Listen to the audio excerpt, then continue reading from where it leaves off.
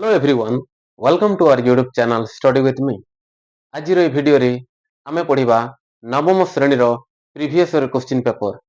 ଠିକ ଅଛି, ତ ଗଣିତ ବିଷୟର ପ୍ରିଭିୟସ୍ ଇୟର କ୍ୱେଶ୍ଚିନ୍ ପେପର ପୂର୍ବ ବର୍ଷରେ କେମିତି କ୍ୱେଶ୍ଚିନ୍ ପଡିଥିଲା ସେଗୁଡ଼ିକ ବିଷୟରେ ଦେଖିବା, ଯାହାକି ଆଗାମୀ 9th ବାର୍ଷିକ ପରୀକ୍ଷାରେ ଆମର କେମିତି କ୍ୱେଶ୍ଚିନ୍ ଆସିବ ସେଗୁଡ଼ିକର ଆମକୁ ଧାରଣା ମିଳିବ। ଠିକ ଅଛି, ବର୍ତ୍ତମାନ ଦେଖିବା ପ୍ରଶ୍ନ ନମ୍ବର 1।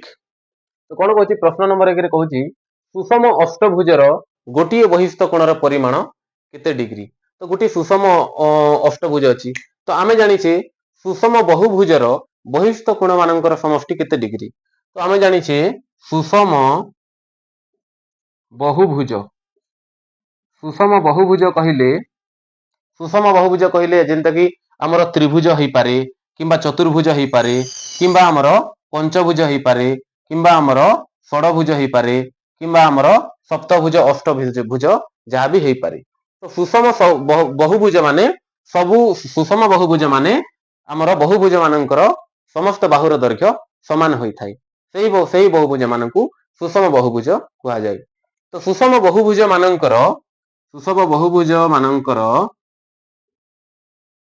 ବହିସ୍ଥ କୋଣର ଗୋଟିଏ ଆମର କଣ ବହିସ୍ଥ କୋଣର ସମଷ୍ଟି କେତେ ଡିଗ୍ରୀ। ବହିସ୍ଥ କୋଣର ସମଷ୍ଟି 360 ଡିଗ୍ରୀ। ଠିକ ଅଛି, ଯେତେ ବି ଆମର ବହୁଭୁଜ ଅଛି ସୁଷମ ବହୁଭୁଜ ସେମାନଙ୍କର ବହିସ୍ଥ କୋଣର ସମଷ୍ଟି କେତେ ଡିଗ୍ରୀ। ଆମେ ତାଙ୍କର ମନେକର ଏଇଟା ଗୋଟେ ଆମେ ନେଇଯିବା ଚତୁର୍ଭୁଜ, ତ ଏହାର ଆମର ଏଇଟା ଗୋଟେ ବହିସ୍ଥ କୋଣ ହେଲା, ଏହାର ଏଇଟା ଗୋଟେ ବହିସ୍ଥ କୋଣ, ଏଇଟା ଗୋଟେ ବହିସ୍ଥ କୋଣ ଆଉ ଏଇଟା ଗୋଟେ ବହିସ୍ଥ କୋଣ ହେଲା। ତ ଏଇ ବହିସ୍ଥ କୋଣ ମାନଙ୍କର ସମଷ୍ଟି କେତେ ଡିଗ୍ରୀ 360 ଡିଗ୍ରୀ। ତ ଅଷ୍ଟଭୁଜର ମଧ୍ୟ ବହିସ୍ଥ କୋଣର ପରିମାଣର ସମଷ୍ଟି କେତେ ଡିଗ୍ରୀ 360 ଡିଗ୍ରୀ ଡିଭାଇଡେଡ ବାय ଆମର କଣ ଗୋଟିଏ। ତ ଆମର ସମସ୍ତ ବହିସ୍ଥ କୋଣ ମାନଙ୍କର ସମଷ୍ଟି 360 ଡିଗ୍ରୀ, କିନ୍ତୁ ସେ କହିଛି ଗୋଟିଏ ବହିସ୍ଥ କୋଣ, କେବଳ ଗୋଟିଏ ବହିସ୍ଥ କୋଣର ପରିମାଣର ସମଷ୍ଟି କେତେ ଡିଗ୍ରୀ। ତ ଆମେ କଣ କରିବା ଡିଭାଇଡେଡ ବାय n। n ଟା କଣ ବାହୁ ସଂଖ୍ୟା, ତ 360 ଡିଗ୍ରୀ ବାय n ଟା ଆମର କେତେ ଅଷ୍ଟଭୁଜରେ ଆମର କେତୋଟି ବାହୁ ଥାଏ 8ଟି ବାହୁ ଥାଏ। ତ 8 ରେ ତାକୁ ହରଣ କରିଦେବା, ତ 8 ଚଉ 32 ଆଉ 8 ପଞ୍ଚା 40, ତ ଆମର କେତେ ଡିଗ୍ରୀ 45 ଡିଗ୍ରୀ। ଠିକ ଅଛି, ତ ଆମର ସୁଷମ ବହୁଭୁଜର ଗୋଟିଏ ବହିସ୍ଥ କୋଣର ପରିମାଣ 45 ଡିଗ୍ରୀ। ସେମିତି ତାର 8ଟି ବହିସ୍ଥ କୋଣର ପରିମାଣ କେତେ ଡିଗ୍ରୀ 360 ଡିଗ୍ରୀ। ତ ସମସ୍ତ ସୁଷମ ବହୁଭୁଜର ତାର ବହିସ୍ଥ କୋଣର ସମଷ୍ଟି କେତେ ଡିଗ୍ରୀ 360 ଡିଗ୍ରୀ। ଠିକ ଅଛି, ବର୍ତ୍ତମାନ ଦେଖିବା ପ୍ରଶ୍ନ ନମ୍ବର 2। ପ୍ରଶ୍ନ ନମ୍ବର 2 ରେ କହୁଛି ଯେଉଁ ଚତୁର୍ଭୁଜର କର୍ଣ୍ଣଦ୍ୱୟ ପରସ୍ପରକୁ ସମଦ୍ୱିଖଣ୍ଡ କରନ୍ତି ତାହା ଏକ ଡ୍ୟାଶ। ତ ତାହା ହେଉଛି ଆମର କଣ, ତାହା ହେଉଛି ଆମର ସାମାନ୍ତରିକ ଚିତ୍ର। ଠିକ ଅଛି, ଆମର ସାମାନ୍ତରିକ ଚିତ୍ରରେ ଆମର ଏଇଟା ଗୋଟେ ସାମାନ୍ତରିକ ଚିତ୍ର। ତ ସାମାନ୍ତରିକ ଚିତ୍ରରେ ଆମର କଣ ହୁଏ, ଏଇଟା ଗୋଟେ କର୍ଣ୍ଣ ଆଉ ଏଇଟା ଗୋଟେ କର୍ଣ୍ଣ। ତ ଏହି କର୍ଣ୍ଣଟା ଆମର ଏଇଟା ଗୋଟେ ଏ ବି ସି ଡି, ଏଇଟା ହେଲା ଓ। ତ ଏଇ ବିଡି କର୍ଣ୍ଣଟା କଣ କରୁଛି, ବିଡି କର୍ଣ୍ଣଟା ଏସି କର୍ଣ୍ଣକୁ ଦୁଇଟି ସମାନ ଭାଗରେ ବିଭକ୍ତ କରୁଛି, ଓଏ ଯେତିକି ଆଉ ଓସି ସେତିକି। ଠିକ ଅଛି, ତାପରେ ଏସି କର୍ଣ୍ଣଟା ବିଡି କର୍ଣ୍ଣକୁ ମଧ୍ୟ ସମାନ ଭାଗରେ ଭାଗ କରୁଛି, ଓବି ଯେତିକି ଆମର ଓଡି ମଧ୍ୟ ସେତିକି ହବ। ଠିକ ଅଛି, ତ ଏହାର ସଠିକ ଉତ୍ତର ହେଇଯିବ ସାମାନ୍ତରିକ ଚିତ୍ର। ବର୍ତ୍ତମାନ ଦେଖିବା ପ୍ରଶ୍ନ ନମ୍ବର 3। ତ ଏଠି କଣ କହୁଛି ପ୍ରତ୍ୟେକ କେଉଁ ଏଇ 4ଟା ଉକ୍ତି ଦେଇଛି, ତ 4ଟା ଉକ୍ତି ମଧ୍ୟରୁ କେଉଁ ଉକ୍ତିଟି ଠିକ ଅଟେ। ତ ଏଠି କଣ କହିଛି ପ୍ରତ୍ୟେକ ସାମାନ୍ତରିକ ଚିତ୍ର ଏକ ରମ୍ବସ, ରମ୍ବସର କର୍ଣ୍ଣଦ୍ୱୟ ସର୍ବସମ, ରମ୍ବସ ଏକ ବର୍ଗ ଚିତ୍ର, ପ୍ରତ୍ୟେକ ଆୟତ ଚିତ୍ର ଏକ ଟ୍ରାପିଜିୟମ। ପ୍ରତ୍ୟେକ ଆୟତ ଚିତ୍ର ଏକ ଟ୍ରାପିଜିୟମ କି ନୁହେଁ, ଟ୍ରାପିଜିୟମର ଆମର କଣ ଦୁଇଟି ସମାନ୍ତର ବାହୁ ଥାଏ ଆଉ ଦୁଇଟି ବିପରୀତ ବାହୁ ଅସମାନ୍ତର ହୁଏ, ତ ଏଇଟା ଆମର ଟ୍ରାପିଜିୟମ। ତାପରେ ରମ୍ବସ ଏକ ବର୍ଗ ଚିତ୍ର କହୁଛି, ରମ୍ବସ ଏକ ବର୍ଗ ଚିତ୍ରର ଆମର କଣ ବର୍ଗ ଚିତ୍ରର ସବୁ କୋଣ 90 ଡିଗ୍ରୀ ଆଉ ପ୍ରତ୍ୟେକ ବାହୁ ସମାନ, କିନ୍ତୁ ରମ୍ବସର କେବଳ ପ୍ରତ୍ୟେକ ଆମର ରମ୍ବସର କଣ ହୁଏ, ରମ୍ବସର କେବଳ ପ୍ରତ୍ୟେକ ବାହୁ ସମାନ କିନ୍ତୁ କୋଣଟା ସମକୋଣ ହୁଏ ନାହିଁ, ତ ଏଇଟା ବି ଭୁଲ ହେଇଯିବ। ତାପରେ ରମ୍ବସର କର୍ଣ୍ଣଦ୍ୱୟ ସର୍ବସମ, ରମ୍ବସର କର୍ଣ୍ଣଦ୍ୱୟ ସର୍ବସମ ହୁଏ ନାହିଁ, ରମ୍ବସର ପ୍ରଥମ କର୍ଣ୍ଣକୁ ଆମେ D1 ନେଉ ଆଉ ଦ୍ୱିତୀୟ କର୍ଣ୍ଣକୁ D2 ନେଉ। ତାପରେ ପ୍ରତ୍ୟେକ ସାମାନ୍ତରିକ ଚିତ୍ର ଏକ ରମ୍ବସ୍। ତମେ ସାମାନ୍ତରିକ ଚିତ୍ର ଆମର ପ୍ରତ୍ୟେକ ସାମାନ୍ତରିକ ଚିତ୍ରକୁ ଆମେ କଣ କରିବା, ଗୋଟେ ଗୋଟେ ରମ୍ବସ୍ ଏକ ସାମାନ୍ତରିକ ଚିତ୍ର ହେଇପାରିବ। ଠିକ ଅଛି, ସାମାନ୍ତରିକ ଚିତ୍ର କହିଲେ ଯାହାର ବିପରୀତ ବାହୁ ଗୁଡ଼ିକ ସମାନ୍ତର। ତ ରମ୍ବସର ବାହୁ ଗୁଡ଼ିକ କଣ ଥାଏ, ସମାନ୍ତର ଥାଏ। ତ ତାହାକୁ ଆମେ ସାମାନ୍ତରିକ ଚିତ୍ର କହିପାରିବା। ଠିକ ଅଛି, କିମ୍ବା ରମ୍ବସକୁ ମଧ୍ୟ ସାମାନ୍ତରିକ ଚିତ୍ର କହିପାରିବା। ରମ୍ବସର ସବୁ ବାହୁ ସମାନ ହେଇଗଲେ, ଆମର ସାମାନ୍ତରିକ ଚିତ୍ରର ସବୁ ବାହୁ ସମାନ ହେଇଗଲେ ତାହା ଏକ ରମ୍ବସ ହୋଇଯାଏ। ଠିକ ଅଛି, ତ ଆମର ପ୍ରଶ୍ନ ନମ୍ବର 3 ର ଅପସନ ଏ ହେଇଯିବ ଆମର ସଠିକ ଉତ୍ତର। ଠିକ ଅଛି, ବର୍ତ୍ତମାନ ଦେଖିବା ପ୍ରଶ୍ନ ନମ୍ବର 4। ତ ଏଠି କଣ କହିଛି, ଏବିସିଡି ଏକ ବର୍ଗ ଚିତ୍ର। ଏବିସିଡି ଏକ ବର୍ଗ ଚିତ୍ର ହେଲେ ଆମର ସବୁ କୋଣ କେତେ, ସବୁ କୋଣ 90 ଡିଗ୍ରୀ। ସବୁ କୋଣ ଆମର 90 ଡିଗ୍ରୀ ହେଇଯିବ। ତ ଏଠି ଆମର ଦେଇଛି ଦୁଇଟି କର୍ଣ୍ଣ, ଆମର ଏଇଟା ଗୋଟେ କର୍ଣ୍ଣ କଣ କରିଛି, ଏମିତି ଗୋଟେ ଚିତ୍ର ଦେଇଛି। ଠିକ ଅଛି, ତ ଏଠି ଆମକୁ ଦେଇଛି ଏ ଓ ଡି ର, ଆମର କଣ ଦେଇଛି, ଏ ଓ ଡି ର ପରିମାଣ ଦେଇଛି। ଠିକ ଅଛି, ତ ଏ ଓ ଡି ର ପରିମାଣ ଆମର କେତେ, 78 ଡିଗ୍ରୀ ହେଲେ ଆମର ବିଇ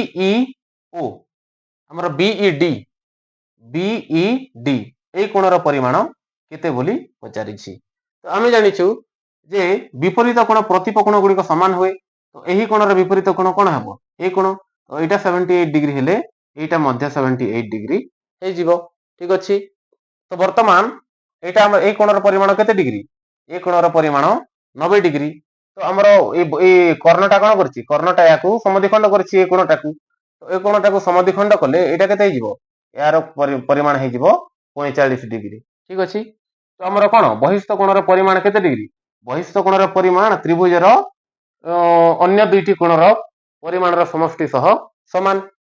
ତ ଏଇଟା 70 ଆଉ 48 କେତେ ହେବ, 78 ଡିଗ୍ରୀ ଆଉ 45 ଡିଗ୍ରୀ କୁ ପ୍ଲସ୍ କରିଦେବା। ପ୍ଲସ୍ କରିଦେଲେ କେତେ ହେଇଯିବ, 8 5 13 ର 3 ହାତେ ଅଛି 1 7 4 11 11 ର 1 12, 123 ଡିଗ୍ରୀ।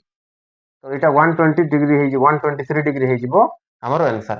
ଏ ଦୁଇଟିର କୋଣର ପରିମାଣର ସମଷ୍ଟି ତାର ବହିସ୍ଥ କୋଣର ପରିମାଣର ସମଷ୍ଟି ସହ ସମାନ। ତ ଆମର ବିଡି ର କୋଣର ପରିମାଣ କେତେ ହେଇଯିବ, 123 ଡିଗ୍ରୀ। ଠିକ ଅଛି, ବର୍ତ୍ତମାନ ଦେଖିବା କ୍ୱେଶ୍ଚିନ୍ ନମ୍ବର 5।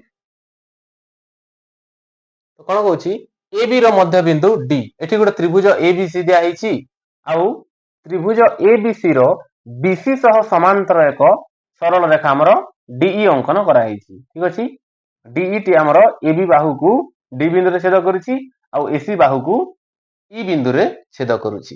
ଠିକ ଅଛି, ତ ଏ ବାହୁ ସାଙ୍ଗରେ ଏ ବାହୁଟା ସମାନ୍ତର, ଆଉ ଡି ହଉଛି ଏ ବି ର ମଧ୍ୟବିନ୍ଦୁ। ଏ ବି ବାହୁର ଡି ହଉଛି ଡି ବିନ୍ଦୁ ଆମର ମଧ୍ୟବିନ୍ଦୁ, ମାନେ ଏଇଟା ଯେତିକି ଏଇଟା ବି ସେତିକି। ଠିକ ଅଛି, ତ ଆମର ଏଠି କଣ କରିବା, ଆମେ ଜାଣିଛୁ ଯେ ଗୋଟେ ତ୍ରିଭୁଜର ସହିତ ତାର ଯେକୌଣସି ବାହୁ ସହ ସମାନ୍ତର ଏକ ସରଳ ରେଖା ଦୁଇଟି ଅନ୍ୟ ଦୁଇ ବାହୁକୁ ଦୁଇଟି ବିନ୍ଦୁରେ ଛେଦ କରୁଥିଲେ ତାହାର ବାହୁ ଗୁଡ଼ିକ ସମାନୁପାତ ହୁଅନ୍ତି। ଠିକ ଅଛି, ଯେମିତି ଆମର କଣ, ଏ ବାହୁ କେତେ ଏ ବି। ଠିକ ଅଛି, ତ ଏଇଟା ଆମର କଣ ହେଇଯିବ, AD by A B is equal to A E by हमर कोन ए इ बाय एस सी। ठीक अछि, ए इ बाय हमर इ सी जोटा नेले भी हबो, ए इ बाय एस सी। ठीक अछि, तो एठी हमको मागी छी कोन इ सी बाय एस सी। इ सी आउ एस सी, इ सी आउ एसी रो अनुपात मागी छी। तो हम एटा को कोन कर देबा, एटा को चेंज कर देबा, हमरो एटा हे जिवो हमरो DB by AB is equal to हमरो ईसी बाय एसी हे जिवो। तो डीबी टा केते, हमरो डीबी टा जदी x ले एटा भी x ले, एसी टा केते हे जिवो, हमरो एबी टा 2x हे जिवो। तो डीबी टा माने करो x, ताहले एबी बाहुटा 2 गुण 2x ले ईसी बाय एसी। तो x कटि जिवो, ले 1 रहिबो, तो इम्प्लाइज दैट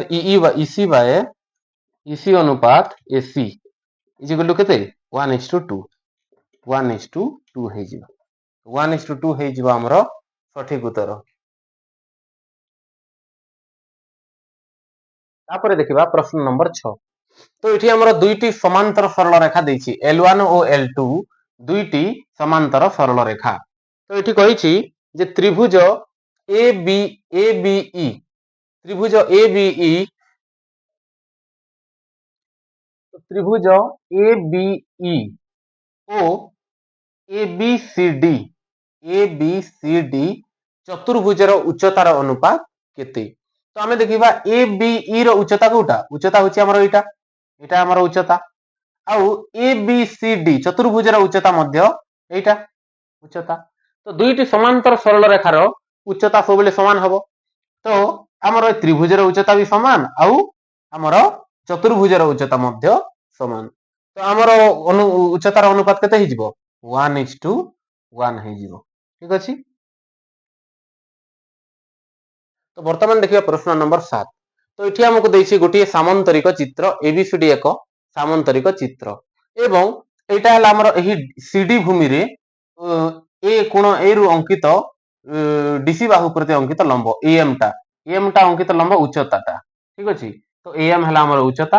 ତ ଆମର DC କେତେ ଦେଇଛି? ଭୂମିଟା ଦେଇଛି ଆମର 24 ସେଣ୍ଟିମିଟର ଆଉ ଉଚ୍ଚତାଟା ଦେଇଛି ଆମର କେତେ? AM ଟା ଦେଇଛି ଉଚ୍ଚତା 10 ସେଣ୍ଟିମିଟର ଠିକ ଅଛି। ଆଉ ଦେଇଛି BC ବାହୁର ଦୈର୍ଘ୍ୟ ଦେଇଛି 15 ସେଣ୍ଟିମିଟର BC ବାହୁର ଦୈର୍ଘ୍ୟ ଦେଇଛି 15 ସେଣ୍ଟିମିଟର ହେଲେ ଏହି AN ର ଉଚ୍ଚତା କେତେ? AN ର ଉଚ୍ଚତା କେତେ ଆମେ ବାହାର କରିବା।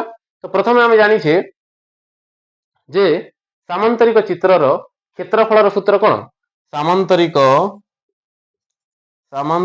କ୍ଷେତ୍ରର କ୍ଷେତ୍ରଫଳ ସୂତ୍ର କଣ? ଭୂମିର ଦୈର୍ଘ୍ୟ ଗୁଣନ ଉଚ୍ଚତା। ତ ଭୂମିର ଦୈର୍ଘ୍ୟ କେତେ? ଭୂମିର ଦୈର୍ଘ୍ୟ ଆମର ଏଠିର 24 ଇଣ୍ଟୁ ଉଚ୍ଚତା କେତେ? ଉଚ୍ଚତା 10। ତ 24 ଗୁଣନ 10 କେତେ? 240 ବର୍ଗ ସେଣ୍ଟିମିଟର ଠିକ ଅଛି। ତାପରେ ଆମେ ଦେଖିବା ଆମର ସାମନ୍ତରିକ କ୍ଷେତ୍ରର କ୍ଷେତ୍ରଫଳ କେତେ ହେଇଗଲା? 240 ସେଣ୍ଟିମିଟର ସ୍କୋୟାର। ଏବେ ଏହାକୁ ନେଇକି ଆମେ କ୍ଷେତ୍ରଫଳ ନିର୍ଣ୍ଣୟ କରିବା। ତ ଆମର ଏବେ ସାମନ୍ତରିକ କ୍ଷେତ୍ରର କ୍ଷେତ୍ରଫଳ ସମାନ ଆମର ଭୂମି ଏଇଟା ଏବେ ଭୂମି ନେଇଯିବା ଆମେ BC କୁ ଭୂମି ନେଇଯିବା। ତ ଭୂମିର ଦୈର୍ଘ୍ୟ କେତେ? 15 ଗୁଣନ ଏହାର ଉଚ୍ଚତା କେତେ? ଆମେ ଜାଣିନୁ H ନେଇଯିବା। ତ ବର୍ତ୍ତମାନ ଆମର କ୍ଷେତ୍ରଫଳ କେତେ ବାହାରିଛି? 240 ଇଜ ଇକ୍ୱାଲ ଟୁ 15 ଗୁଣନ H। ତ H ସମାନ ଆମର କେତେ ହେଇଯିବ? 15 ଆମର 15 ଏକେ ଆମର 15 24 ରୁ 15 ଗଲେ କେତେ ହେଇଯିବ? 15 6 90। ତ H ସମାନ କେତେ ହେଇଗଲା? H ସମାନ ହେଇଗଲା 16 H ସମାନ 16 ସେଣ୍ଟିମିଟର। ଆମର ଉଚ୍ଚତା କେତେ? AN ର ଉଚ୍ଚତା 16 ସେଣ୍ଟିମିଟର ଠିକ ଅଛି। ବର୍ତ୍ତମାନ ଦେଖିବା ପ୍ରଶ୍ନ ନମ୍ବର 8। ତ ଏଠି ଦେଇଛି ଆମର ଦୁଇଟି ତ୍ରିଭୁଜ ଦେଇଛି ତ୍ରିଭୁଜ ABD ତ୍ରିଭୁଜ ଆଉ ଗୋଟେ ଦେଇଛି ତ୍ରିଭୁଜ ADC ତ୍ରିଭୁଜ ଦେଇଛି। ତ ଦୁଇଟି ତ୍ରିଭୁଜର କ୍ଷେତ୍ରଫଳ ସମାନ ହେଲେ ଆମର କଣ AD ତ୍ରିଭୁଜ ABD ର କଣ ହେଇପାରେ? এই AD ଟା ତ୍ରିଭୁଜ ABD ର କଣ ହେଇପାରେ? ତ ପ୍ରଥମେ ଦେଖିବା ଦୁଇଟି ତ୍ରିଭୁଜର କ୍ଷେତ୍ରଫଳ ସମାନ। ତ୍ରିଭୁଜ ABD ର କ୍ଷେତ୍ରଫଳ ସହିତ ତ୍ରିଭୁଜ ADC ର କ୍ଷେତ୍ରଫଳ ସମାନ। ତ ଏଠି ଆମର କ୍ଷେତ୍ରଫଳର ସୂତ୍ରଟା କଣ? ଆମର ହାଫ ଇଣ୍ଟୁ ଦୁଇଟି ତ୍ରିଭୁଜ ଗୋଟେ ଶୀର୍ଷ ଅଛି ଆଉ ମାନେ ତାର ଉଚ୍ଚତା ସମାନ ଗୋଟେ ଶୀର୍ଷରେ ଅବସ୍ଥିତ ଆଉ ଭୂମିଟି ଦୁଇ ଜଣଙ୍କର ଏକ ଭୂମିରେ ଅବସ୍ଥିତ ମାନେ ତାହାର ଉଚ୍ଚତା ସମାନ। ତ ଏହାର ଭୂମି ଗୁଣନ ଭୂମିଟା କଣ? এই ତ୍ରିଭୁଜର ଭୂମିଟା BD ଇଣ୍ଟୁ ଉଚ୍ଚତା କେତେ? H ଇଜ ଇକ୍ୱାଲ ଟୁ ଏହାର ମଧ୍ୟ ହାଫ ଇଣ୍ଟୁ ଭୂମି କେତେ? ଏହାର ଭୂମି DC ଇଣ୍ଟୁ ଉଚ୍ଚତା H ସମାନ ଉଚ୍ଚତା ଅଛି। ତ ଉଚ୍ଚତା ସମାନ ଥିଲେ ଉଚ୍ଚତା କଟିଯିବ 1/2 କଟିଯିବ। ବର୍ତ୍ତମାନ କେତେ ରହିବ? BD is equal to DC। ତ BD ସମାନ ଆମର DC। ତ BD ର ଦୈର୍ଘ୍ୟ ଯେତିକି CD ର ଦୈର୍ଘ୍ୟ ମଧ୍ୟ ସେତିକି। ତ ଦୁଇଟିର ଦୈର୍ଘ୍ୟ ସମାନ ହେଲେ ଆମର କଣ ହେଇଯିବ? AD ଏକ କଣ ହେଇଯିବ? AD BC BD ବାହୁର ଏକ ସମଦ୍ୱିଖଣ୍ଡକ ହେଇଯିବ। BC ବାହୁକୁ ସମଦ୍ୱିଖଣ୍ଡ କରୁଛି। ତ ଆମର AD ଟା କଣ ହେଇଯିବ? ତ୍ରିଭୁଜ ଆମର ABC ର ମଧ୍ୟମା ହେଇଯିବ ତ୍ରିଭୁଜ ABC ର ମଧ୍ୟମା ହେଇଯିବ ଆଉ ଆମର କଣ AD ବାହୁଟା ଆମର BC ର ସମଦ୍ୱିଖଣ୍ଡକ ହେଇଯିବ ଠିକ ଅଛି ତ ଆମର AD ଟା କଣ ହେଇଯିବ ଆମର A କୋଣର ସମଦ୍ୱିଖଣ୍ଡ ହେଇପାରିବ ABD ର ଉଚ୍ଚତା ହେଇପାରିବ ଆଉ ଆମର ଆମର ତ୍ରିଭୁଜର ମଧ୍ୟମା ମଧ୍ୟ ହେଇପାରିବ ଠିକ ଅଛି ତ ବର୍ତ୍ତମାନ ଦେଖିବା ପ୍ରଶ୍ନ ନମ୍ବର 9 ପ୍ରଶ୍ନ ନମ୍ବର 9 ରେ ଗୋଟିଏ ତ୍ରିଭୁଜ ଦେଇଛି ଗୋଟେ ଚତୁର୍ଭୁଜ ଦେଇଛି ABCD ABCD ଏକ ଚତୁର୍ଭୁଜ ଦେଇଛି ଏଇଟା ତାପରେ ଆମର এই বিডি বাহুକୁ জয়েন্ট କରାଯାଇଛି ତାପରେ ଆମର ଏଇଟା ଆମର ଦୁଇଟା ତ୍ରିଭୁଜ ହେଇଗଲା ଦୁଇଟା ତ୍ରିଭୁଜ ହେଇଗଲେ ଏହି ତ୍ରିଭୁଜର ଉଚ୍ଚତା AM ଆଉ ଏହି ତ୍ରିଭୁଜର ଉଚ୍ଚତା CN ତ ବର୍ତ୍ତମାନ BD ଏକ ଭୂମି ହେଇଗଲା ତ BD ର ଦୈର୍ଘ୍ୟ କେତେ ଦେଇଛି 15 ସେଣ୍ଟିମିଟର ଦେଇଛି ଆଉ AM ର ଉଚ୍ଚତା ଦେଇଛି 8 ସେଣ୍ଟିମିଟର ଆଉ CN ର ଉଚ୍ଚତା ଦେଇଛି 3 ସେଣ୍ଟିମିଟର ହେଲେ ABCD ର କ୍ଷେତ୍ରଫଳ ନିର୍ଣ୍ଣୟ କର ତ ବର୍ତ୍ତମାନ ଆମକୁ ଯଦି ଏମିତି ପ୍ରକାର ଯଦି ଆମକୁ ଚତୁର୍ଭୁଜ ଦେଇଥିବ ABCD ତାହେଲେ ଆମେ କଣ କରିବା ନା BD ଅଙ୍କନ କରିଦେବା ତ BD ର ଦୈର୍ଘ୍ୟ ଆମକୁ ଦିଆ ହେଇଛି ଆମର କେତେ 15 ସେଣ୍ଟିମିଟର ତ ବର୍ତ୍ତମାନ ଏହାର କ୍ଷେତ୍ରଫଳ ବାହାର କରିବା ତାପରେ ଏହାର କ୍ଷେତ୍ରଫଳ ମଧ୍ୟ ବଡ଼ ତ୍ରିଭୁଜର କ୍ଷେତ୍ରଫଳ ବାହାର କରିଦେଇକି ସାନ ତ୍ରିଭୁଜର କ୍ଷେତ୍ରଫଳ ସାଙ୍ଗରେ ମାଇନସ କରିଦେବା ଏହି ତ୍ରିଭୁଜର କ୍ଷେତ୍ରଫଳକୁ ଏହି ତ୍ରିଭୁଜର କ୍ଷେତ୍ରଫଳ ସାଙ୍ଗରେ ମାଇନସ କରିଦେଲେ ଆମେ ତ୍ରିଭୁଜ ABCD କ୍ଷେତ୍ରଫଳ ପାଇପାରିବା ଠିକ ଅଛି ବର୍ତ୍ତମାନ ତ୍ରିଭୁଜ ABD ର କ୍ଷେତ୍ରଫଳ ବାହାର କରିବା ତ୍ରିଭୁଜ ABD ର କ୍ଷେତ୍ରଫଳ କେତେ ତ୍ରିଭୁଜ ABD ର କ୍ଷେତ୍ରଫଳ କେତେ ହେଇଯିବ ହାଫ ଇଣ୍ଟୁ ଭୂମି ଗୁଣନ ଉଚ୍ଚତା ତ ଭୂମି କେତେ ଅଛି ଭୂମିଟା ହେଲା ଆମର BD ତ ଭୂମିଟା ଆମର BD ଇଣ୍ଟୁ ଉଚ୍ଚତା କେତେ ଆମର AM ତ ହାଫ ଇଣ୍ଟୁ ଭୂମିଟା ଆମର 15 ସେଣ୍ଟିମିଟର ଆଉ ଉଚ୍ଚତା ଆମର 8 ସେଣ୍ଟିମିଟର ତ 2 ଚଉ 8 ରେ କାଟିଦେମା 15 ଚଉ 60 ତ 60 ବର୍ଗ ସେଣ୍ଟିମିଟର ଠିକ ଅଛି ତାପରେ ବାହାର କରିବା ଆମେ BCD ତ୍ରିଭୁଜର ତ୍ରିଭୁଜ BCD ତ୍ରିଭୁଜର କ୍ଷେତ୍ରଫଳ କେତେ ହେଇଯିବ এটা ମଧ୍ୟ ହାଫ ইনটু ভূমি গুণନ ଉଚ୍ଚତା ତ ଭୂମି ସମାନ ଅଛି ତ 15 ସେଣ୍ଟିମିଟର ଇନଟୁ ଉଚ୍ଚତା କେତେ ଅଛି 3 ସେଣ୍ଟିମିଟର ଅଛି ଠିକ ଅଛି ତ 15 ତିଆ କେତେ ହେଇଯିବ 45 ଡିଭାଇଡେଡ୍ ବାय 2 ଠିକ ଅଛି ତ 45 କୁ 2 ରେ ଡିଭାଇଡ କରିଦେବା 2 ଦୁणे 4 2 ଦୁणे 4 ବଞ୍ଚିଲା 1 ଅଛି ଏଠି 1 ବଞ୍ଚିଲା 10 ବୋଲେ 2 ପଞ୍ଚା 10 ତ 22 ସେଣ୍ଟିମିଟର ସ୍କୋୟାର ହେଇଗଲା ବର୍ତ୍ତମାନ ଆମେ ABCD ର କ୍ଷେତ୍ରଫଳ ନିର୍ଣ୍ଣୟ କରିବା ତ ABCD ଚତୁର୍ଭୁଜର କ୍ଷେତ୍ରଫଳ କେତେ ହେଇଯିବ ଆମର ତ୍ରିଭୁଜ ABD ର କ୍ଷେତ୍ରଫଳ ମାଇନସ ତ୍ରିଭୁଜ BCD ର କ୍ଷେତ୍ରଫଳ ABD ର କ୍ଷେତ୍ରଫଳ ସାଙ୍ଗରେ BCD ତ୍ରିଭୁଜ ମାଇନସ କରିଦେବା ତ ABD ତ୍ରିଭୁଜ କେତେ କ୍ଷେତ୍ରଫଳ କେତେ 60 ମାଇନସ BCD ର କ୍ଷେତ୍ରଫଳ କେତେ 22.5 ତ 22.5 ମାଇନସ କରିଦେଲେ ଆମର এটা କେତେ ହେଇଯିବ এটা ଆମେ 22 ପଏଣ୍ଟ ମାଇନସ କରିଦେବା 60 ରେ ଆମର 22.5 ମାଇନସ କରିଦେବା ତ 10 ରୁ 5 ଗଲେ 5 9 ରୁ 2 ଗଲେ 7 ଆଉ 5 ରୁ 2 ଗଲେ 3 ଆମର आंसर ହେଇଯିବ 37.5 ସେଣ୍ଟିମିଟର ସ୍କୋୟାର এটা ହେଇଗଲା ଆମର ଉତ୍ତର ପ୍ରଶ୍ନ ନମ୍ବର 10 ରେ କଣ କହୁଛି ଗୋଟିଏ ଟ୍ରାପିଜିୟମର ସମାନ୍ତର ବାହୁ ଦୁଇଟା କଣ ଏଇଟା ଆଉ ଏଇଟା ତ ସମାନ୍ତର ବାହୁ ଦ୍ୱୟର ଦୈର୍ଘ୍ୟ ଗୋଟେର ଦୈର୍ଘ୍ୟ 26 ସେଣ୍ଟିମିଟର ଆଉ ଗୋଟେର ଦୈର୍ଘ୍ୟ 34 ସେଣ୍ଟିମିଟର ଠିକ ଅଛି ତ ଏଇଟା ମନେକର ଆମେ A ନେଇଗଲେ ଆଉ ଏଇଟା ଆମେ B ହେଇଗଲା ଆଉ ଉଚ୍ଚତା ଆମର H ଉଚ୍ଚତା ଦେଇଛି H 14 ସେଣ୍ଟିମିଟର ହେଲେ ସମାନ ଆମର ଟ୍ରାପିଜିୟମର କ୍ଷେତ୍ରଫଳ କେତେ ତ ଆମେ ଜାଣିଛୁ ଟ୍ରାପିଜିୟମର